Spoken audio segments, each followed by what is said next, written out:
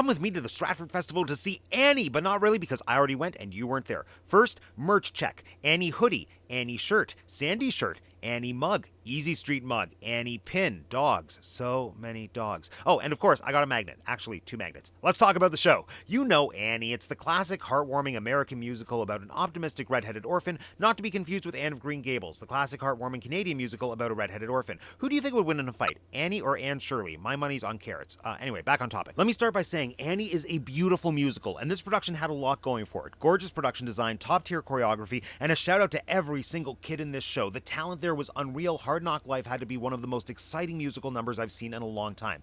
That said, I think Annie walks a fine line between being genuinely moving and a little too sugary sweet, and this production leaned a little too far into the saccharine for my taste. Now, hear me out. What makes Annie work is optimism in spite of hardship. Yes, it's Annie's story, but it's also about a country in the midst of the Great Depression. If you don't lean into those stakes, the struggle, the desperation, it dulls the emotional payoff of the optimism. I felt like some of the scenes and songs meant to explore that contrast ended up losing sight of the underlying struggle, with one major exception, the Hannigan trio. Laura Conlon as Miss Hannigan, Mark Ura as Rooster, and Amanda Lundgren as Lily. These three lit up the stage every time they stepped on it. Yes, they were wacky and hilarious, but underneath that you could feel the desperation driving them, and that is when this production truly shined. Unfortunately, I didn't connect as strongly with the Warbucks side of the story, and that's where I felt the show lost some of the heart. The emotional core that makes Annie more than just a sweet musical, but like a beautiful musical.